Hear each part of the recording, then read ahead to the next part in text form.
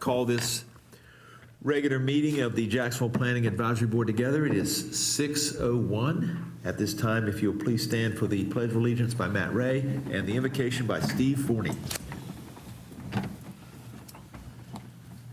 Pledge allegiance to the flag of the United States of America and to the republic for which it stands, one nation, under God, indivisible, with liberty and justice for all. Please fold your hands. God of power and might, wisdom and justice, through you authority is rightly administered, laws are enacted, and judgment is decreed. Assist us with your spirit and counsel and fortitude. May we always seek the ways of the righteous, justice, and mercy.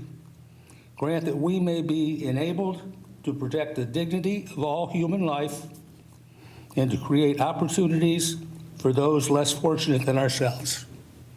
We ask this in your name. Amen. Amen.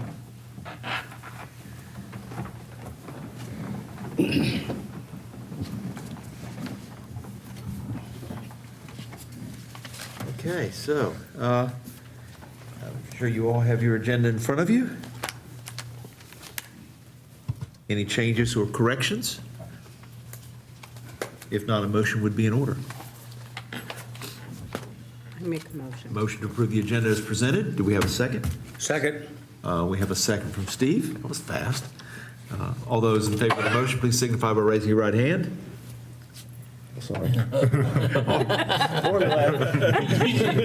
I'll raise it for you.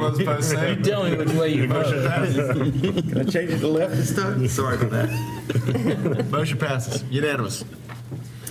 Review and approval of the minutes.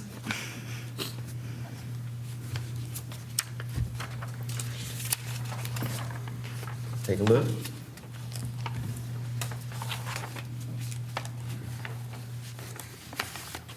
If there are no corrections, the motion is in order. Motion. Same motion to approve by Ms. Grace. I will second it. Second by Chase.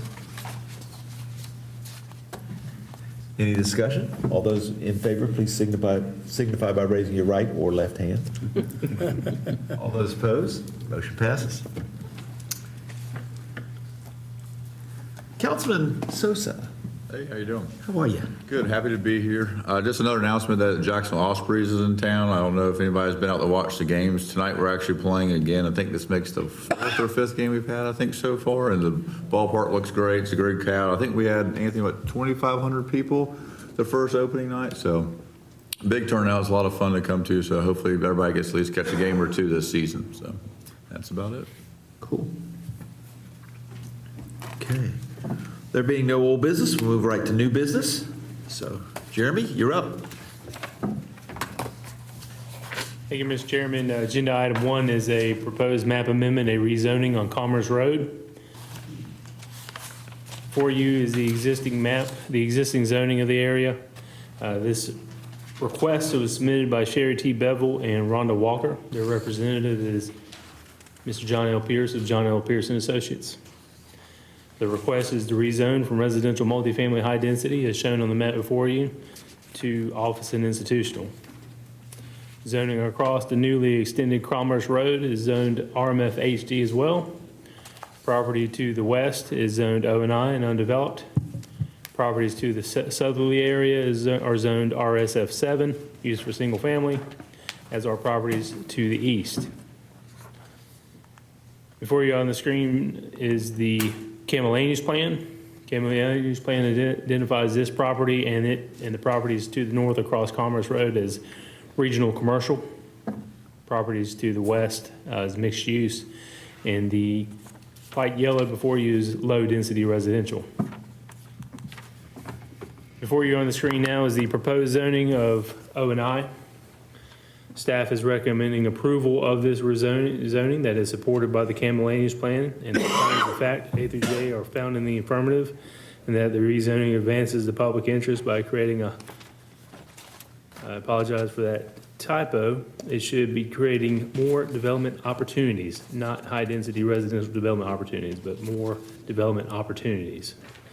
It would be consistent with the other O&I that is located further down Commerce Road up to this property, these two properties. I failed to mention that the two tracts proposed for rezoning are total 3.52 acres. Staff, along with Mr. Pierce, are happy to answer any questions that the board may have. Does anyone have any questions? And just a point for clarification, this property and the property north across Commerce Road that is part of National Automotive were actually one parcel at one time, but the extension of Commerce Road split them, and this is residual. So we may see future tracts come in front of the boards and city council as they adjust to this new extension. Can you show us the part where the new one starts on the map?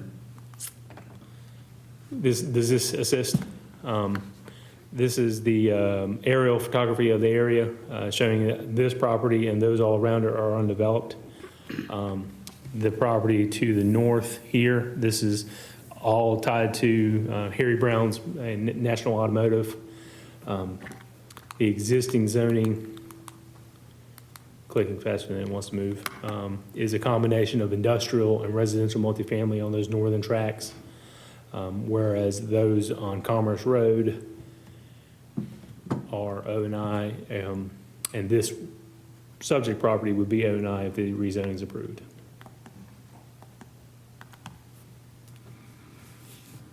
So that road's going to punch all the way through to Piney Green. It is existing and in action. If you haven't been out there, I'd encourage you to go out there. It definitely changes what we're used to as Commerce Road. It's got sidewalks on both sides and leads, meanders real nice down to Piney Green and ties into the new intersection with North Marine Town Center, and then making your decision to go left or right. Cool. Jeremy, is office and industrial zoning, do they have any buffer standards for the neighboring residential single family? So like any type of zoning that we have that commercial, industrial, or office institutional, industrial, commercial, when it borders residential zoning, a type A buffer is triggered. So at the time, if these are rezoned successfully to O&I and they develop, then a type A buffer currently, as required by the UDA, would be required to any property boundaries bordering residential zones. So that'd be the same standard if this was changed to commercial corridor to? Yes, sir. Okay.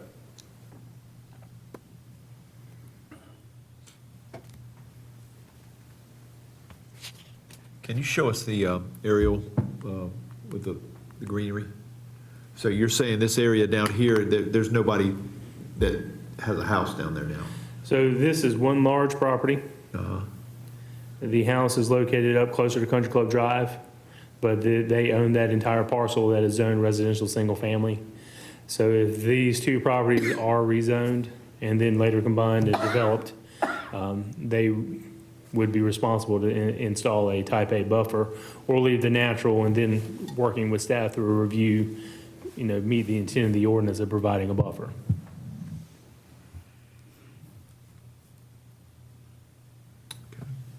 Good questions. Any other discussion? Can we get a motion one way or the other? Steve? Yep. My motion that we, the planning board, recommend that city council approve the rezoning request, accepting the evaluation found within the staff report based on findings of fact A through J being found to the affirmative. The rezoning advances the public interest by creating high-density residential deployment That's supposed to be development. O&I. Yeah. I would. High-density residential. You want to I would amend it? say that the correction should have Yeah. been that the rezoning advances the public interest by creating more development opportunities. Yep. Okay, got it? Okay, do we have a second? Second. A second by Nick. Any other discussion? Hearing none, all those in favor, please signify by raising your hand. All those opposed, like. Motion passes. Number 2. Thank you, Mr. Chairman. Agenda item number 2 is another rezoning, map amendment rezoning at Wilmington Highway. The request is rezone from residential single-family 20 to corridor commercial.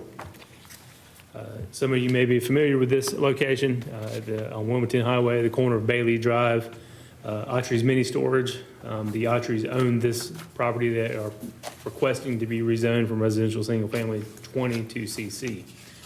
It is bordered by property to the north that is split zoned RSF 20 and CC.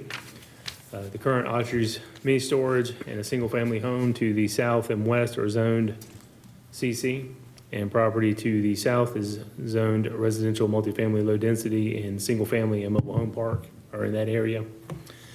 The other properties across Bailey Drive are in Knowsley County's jurisdiction, and then those across Wilmington Highway is New River Air Station. The Campbell Land Use Plan identifies the property as neighborhood commercial, as it does the properties to the north and the properties to the west. Properties to the south are identified as high-density residential. The Campbell Land Use supports this proposed rezoning. Does this have the same typo in it as, It does. okay. The proposed zoning is CC, and before you is the map as it would look before if it were to be rezoned. The parcel highlighted is actually part of this tract here. However, it is, as this map shows, split zoned, just as the property that, if you see how the property to the north is split zoned, it follows that same line. The Autrys acquired this property from the northern property owner, combined it into this, and it remained zoned RSF 7. At this time, they have come forward with a request. This property is also in the flight path overlay district, so any use proposed there with large assemblies of folks, of people, or in this case, I have a sneaky suspicion what they will propose to come forward will be a special use permit if rezoned to corridor commercial. I just wanted the board to know that going forward.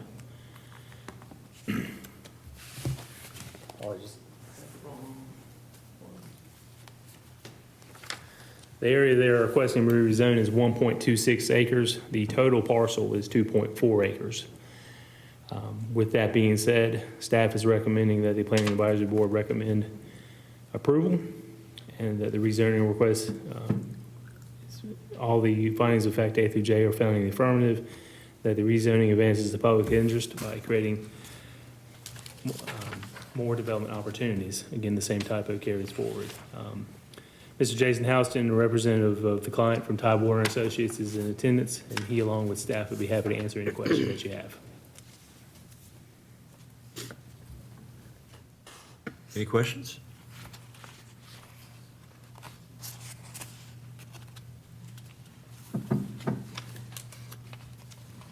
Hearing none, a motion would be in order.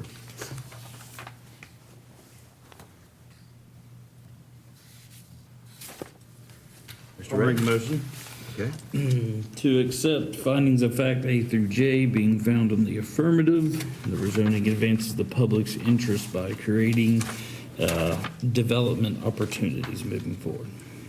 recommending approval. Recommend approval. Okay, so we have a motion to approve based upon findings of fact A through J and advancing public interest by creating more development opportunities. Do we have a second? Second. I think I heard Steve, second? Yes. Okay. We have a motion and a second. No further discussion. All those in favor of the motion, please signify by raising your hand. All those opposed, like. Motion passes.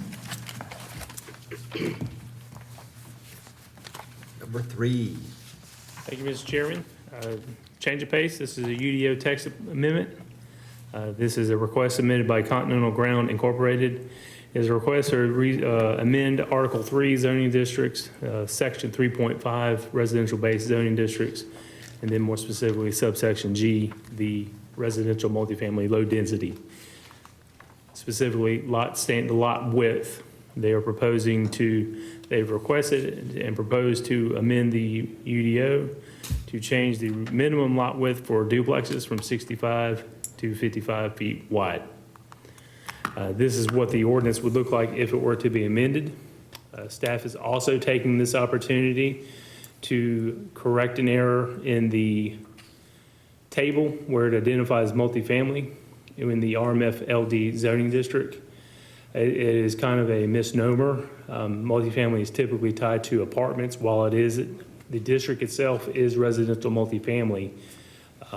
Anything beyond duplex or mansion apartment is not permitted, anything beyond those.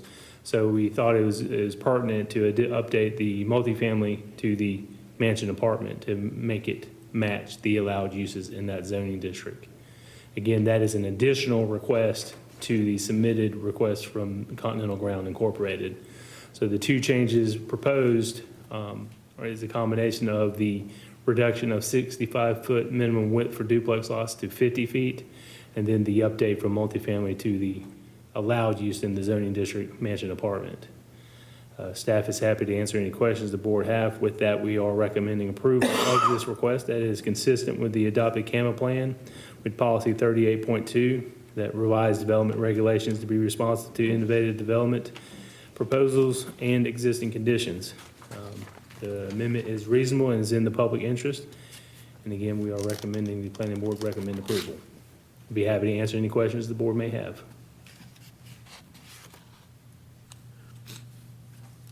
Jeremy, what defines the mansion apartment versus, I guess? So a multifamily? mansion apartment is basically, looks like a single-family home, but it has many rooms with inside up to 4 units within it. Would that be like a group home or something like that? Like a group home, like for assisted Not living? necessarily like a group home, because we do have a group home identified. A mansion apartment was, again, it would have the appearance that if you were to see it from the street, it would look like a single-family home, any normal home, but it would have individual units inside, maybe a common area, maybe common kitchen, whatnot, but you'd have separate dwelling units. We have not had any requests. It was something new proposed and presented with the UDO, but to this date, in the 10 years that the Unified Development Ordinance has been adopted, we have not had that proposed. So there's no examples in this? No, sir.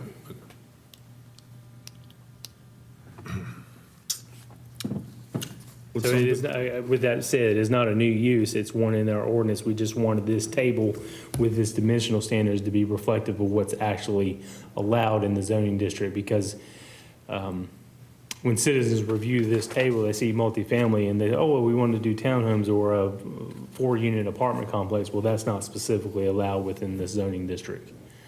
The RMFLD is to serve kind of as your transition from single family to your high density in terms of your scaling and where it will kind of lay within your district outlay. I know a common question that this, would this create any nonconformities? It would actually probably correct several with existing duplexes. We've only had a handful of duplexes proposed and built since the Unified Development Ordinance was adopted.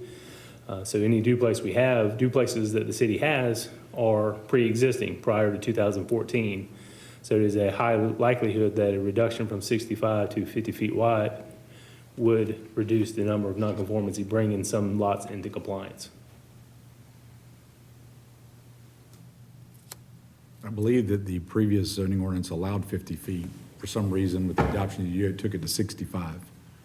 So this, like Jeremy was just stating, it probably helps some that are out there that are not wide enough. Yeah. This gives greater opportunity for them within the city. That in addition to. Jeremy, how big is this property that they want? This is not specific to any property. It would be available to any district, anything within the RMFLD zoning district. It would grant them that flexibility if they wanted to subdivide, recombine, or have existing lots that are at 50 feet and they're able to put their product on the lot, then it would meet that standard. It still has to meet the square footage, lot coverage, and everything that you can do a narrower, perhaps deeper lot. I mean, a common product we're seeing are duplexes that are 2-story. To give the appearance of a 2-unit townhome, but they're, by zoning definition, a duplex.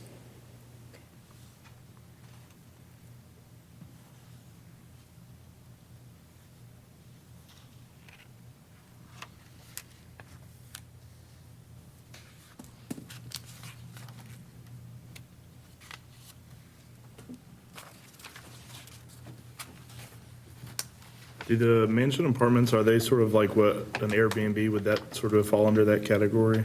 No, currently, the city doesn't have a provision for Airbnb. In fact, our ordinance is specific that single-family does not allow, you're not having anything less than 90 days.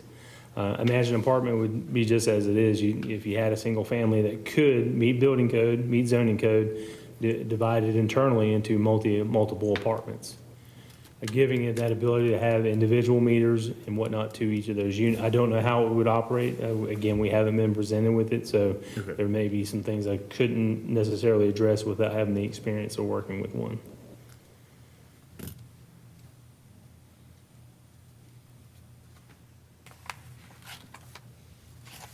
Very good questions. Any other discussion?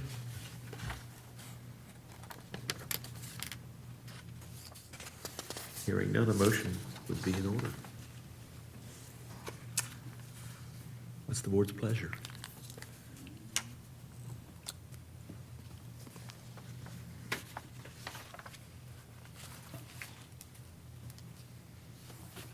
I'll make a motion to approve the UDO text amendment as presented. Okay. We have a motion. Do we have a second? Second by Grace. Motion by Mr. Ray. Got it? Motion by Matt, second by Grace Halbert. Having a motion and a second and no further discussion, a vote is in order. Those in favor of the motion, please signify by raising a hand. All those opposed, like. Motion passes. Thank you. Number 4. Is there a number 4? Yeah, there's a number 4. Oh, Ryan, you're up. Thank you, Mr. Chairman, planning board members. The last item tonight, number 4, is a staff-initiated amendment to the Unified Development Ordinance, similar to the last one, except this is all staff versus some on the outside requesting it. Although, that being said, we did share this with 2 outside agencies for their comment and feedback to design firms, surveying, engineering firms.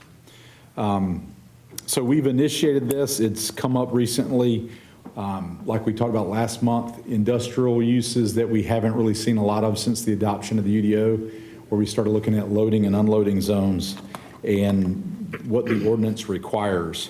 And we noticed that all loading and unloading zones should happen at the rear of the building. Sometimes that's not necessarily practical, and then there's screening affiliated with that. So we wanted to kind of look at what we needed to do to encourage, some provisions in the ordinance to get away from being so rigid as it relates to the rear of the site, allow some other opportunities as long as there's some screening in place. And as a result, we drafted some new language. The summary of the proposed amendment would be that amend the location requirements to focus on loading berths or docks. So long-term loading facilities versus where a UPS, FedEx truck, a fuel truck, somebody that shows up there, unloads, and then leaves. This would be more where there's actually a physical loading dock. Soft drink vendors, bread vendors, people like that, those are quicker turnarounds. They're not going to be left overnight. 2, the screening standards for those with loading berths, docks versus one that if you can imagine providing a screen for a fueling truck that's there for 30 minutes to an hour. There's really no point in having screening requirements. So we looked at the screening standards that the City Council and the Planning Board recommended approval and adopted for outdoor storage yards for contractor yards. So that's what we're bringing forth as it relates to the planting proposal.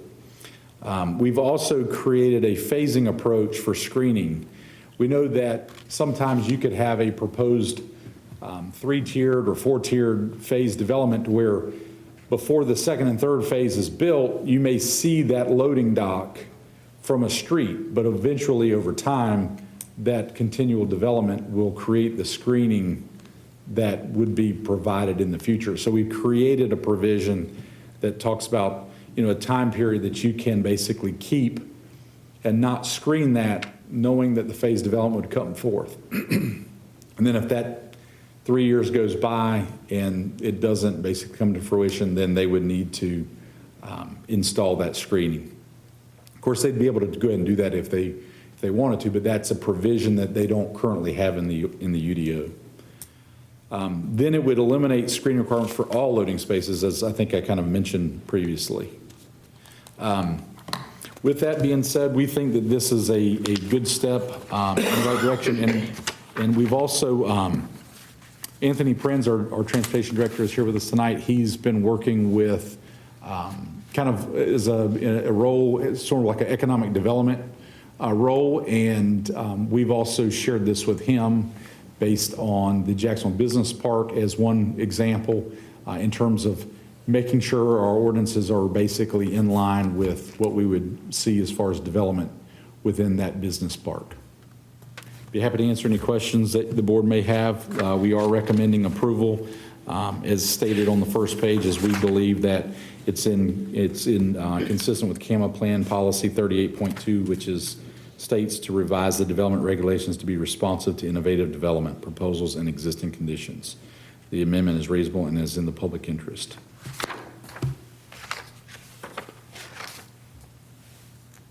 Questions? Good job, Ryan.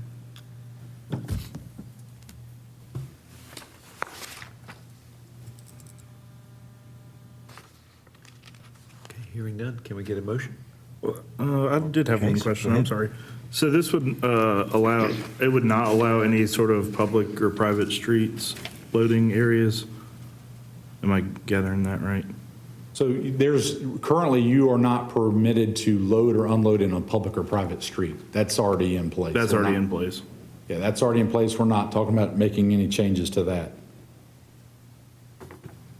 This just pertains to the vegetation or greenery? This would be there's three options, basically a wall or landscaping, as it relates to if you have a loading dock facility and in the adjoining properties. And so that it's not visible from street views.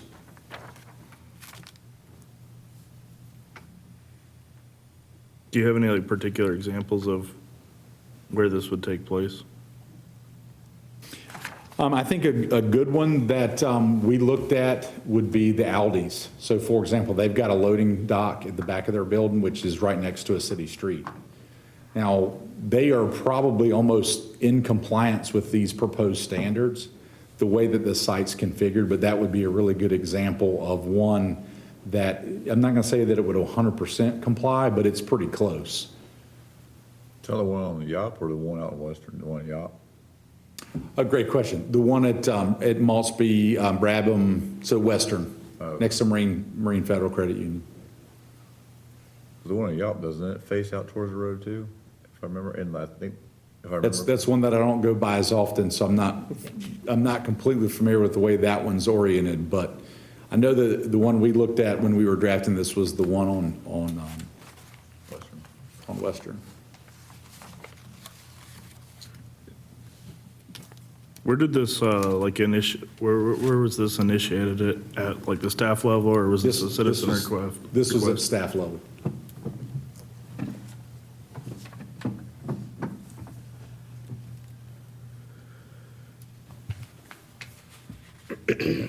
Whenever staff drafts something, I mean, we do tend to bounce it off, the design professionals to kind of have them take a look at it. And in this particular case, Jason Housen was one of the groups that we sent that to. I'm not saying that he necessarily endorses it one way or another. We sent it to him for feedback. And we also sent it to a designer with Kimley Horn.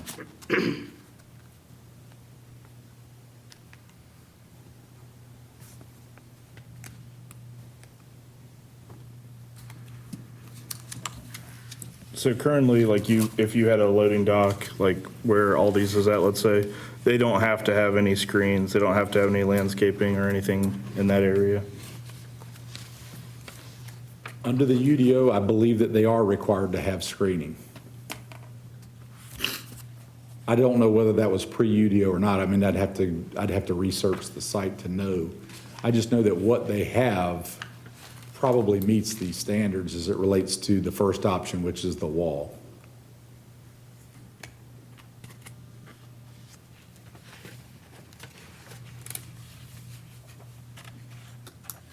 Walmart Neighborhood Market would be another one. You know, basically, they've got their loading area at the back, you've got the multifamily behind it.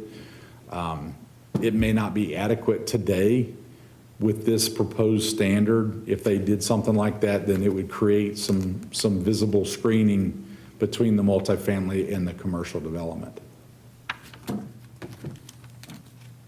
But that's also going to be a matter of, you know, who's there first and who's there second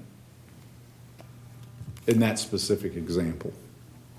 Was this initiated like to benefit residential, commercial like zoning, or I guess where did this come about? Because I don't see where it'd be necessary to create like screens and stuff. I think it would just add to additional deliberation, I guess, when you're trying to make a site plan for a warehouse or for a commercial building. It sort of just adds to, I think, creating obstacles, I guess, to make a site plan. See, I think that the obstacle's already there. We're actually trying to improve and provide flexibility that's not there today. I mean, for example, let's make everybody that has FedEx or UPS dropping by a site, let's make them put in a screen for a loading zone, even though they're not going to be there but for an hour. That doesn't seem practical to us, and that's what we're trying to eliminate. But if you're going to have a loading dock at the back of the Walmart or Aldi, then design accordingly. But we're not already doing that. We're not making people put screens up and stuff in loading dock areas, are we? The UDO is, yes.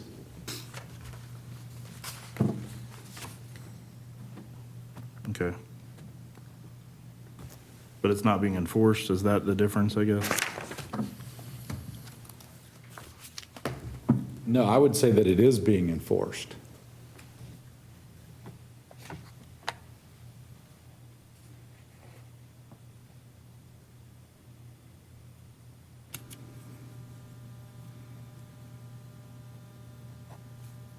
Mr. Chairman, do you mind if I add the? Sure. Ryan, I don't want to step on. Yeah, go ahead. Is this? Yeah. We can hear you. Can you? Some people say I talk too much, some people say I talk too loud. Good evening, Mr. Chairman, members of the planning board. To be frank with you, this is the first time I've ever stood here without a tie on, so I feel like a fish out of water a little bit. I didn't expect to speak tonight, but you know, from my perspective, and again, like Ryan said, that one of my responsibilities now is to help foster economic development. You know, and this is a perfect example of Ryan and our planning folks leaning forward to add flexibility to the ordinance where it doesn't currently exist. Frankly, there's a project out there who is interested in possibly doing side loading. Okay, it's a very good project that we would like to have in the community. But the answer right now is no. You cannot do that. And so what Ryan and Jeremy came up with was the option saying, hey, you know, maybe we'll allow you to put it on the side, but we don't want it to stick out like a sore thumb. Add it to the side, put some screening on it. So from an economic development perspective, and we love where they're coming from here, it's not saying no, it's saying yes, but put some more bushes or some shrubs or something out there so that we're not just looking at trucks from the roadway. And what I love to hear from my perspective is the flexibility that they've proposed. So, are there any questions about how this relates to, okay. Sorry, I didn't mean to interject there, but again, That's from a an good economic development perspective, this is a very positive thing, and we greatly appreciate Ryan and Jeremy working on this. Thank you. Thank you very much, Mr. President. Okay. Any other questions? Comments? I'm sorry. So this would affect the rear as well. So I understand what Mr. Prince, I'm sorry, yeah, is saying on the side. That makes a lot of sense. That adds some beneficial if you want to load from the side. But does this negatively impact people that already have like commercial loading docks in the rear? With an ordinance amendment, you may create issues across the city. It's inevitable, and we'll tell you that every month. If you make a change, you could potentially cause people to become non-conforming, have non-conforming site features, et cetera. Right now, the ordinance says under Part H that we're basically talking about striking. In fact, if you would, I need to make a change to that where it says screening. The screening should also be marked through. That's not even proposed anymore. Currently today, it says landscaping. Loading spaces shall be landscaped in accordance with Section 5.2F buffer yards. That is a 30-foot buffer with landscaping and a fence. That's the standards today. We're proposing to strike through this and move it to the beginning under the location with revised information. Our Unified Development Ordinance that was drafted by Clary and Associates back in 2007 to 2014 when it was adopted, Fayetteville and Currituck County in North Carolina, so Fayetteville, Cumberland County, and Currituck County in the northeast part of the state, both had their ordinances drafted by Clarion. Anytime we look to make a change, one of the very first things that Jeremy and I do is we look at what Fayetteville's book looks like, because the layout is very similar, it's the same, and we can kind of look at that. They've already made changes to their UDO from what we have, and we use some of their information because we felt like it was better written based on they've implemented it longer than we have. So right now today, we're basically saying instead of doing a straight up 30-foot buffers required all the time, we want to create a provision that provides flexibility that the ordinance doesn't currently have. Right now, the ordinance says that loading shall be in the rear. Doesn't say the sides, it doesn't say the front, it says the rear. This is going to loosen up those standards because it's going to be focused on loading docks and berths. So if you don't have a loading dock and a loading berth, it's not going to be applicable to you. But it would add an area where you could add one. Yes. With screening provisions. If you have a loading dock or a loading berth proposed. Not just a loading zone for a semi-truck to show up and unload for an hour and then leave. You still have to have a loading zone, it just doesn't have to be screened with a 30-foot buffer and a fence.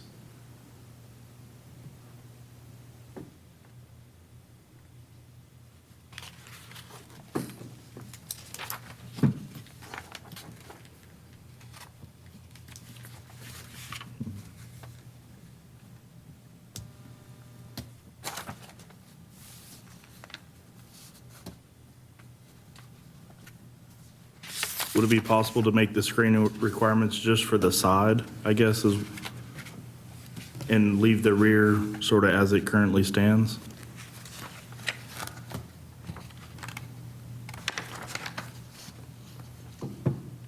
Anything is possible, so help me understand. So right now it says that loading and unloading zones have to be screened with a 30-foot buffer.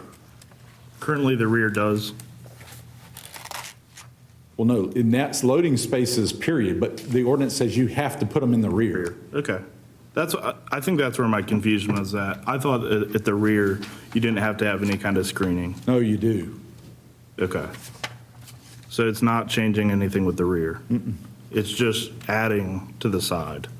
If you want to put it on the side, it will allow you to do that, and it's just going to have different screening provisions for those situations. It's just giving you more options. Right. Okay.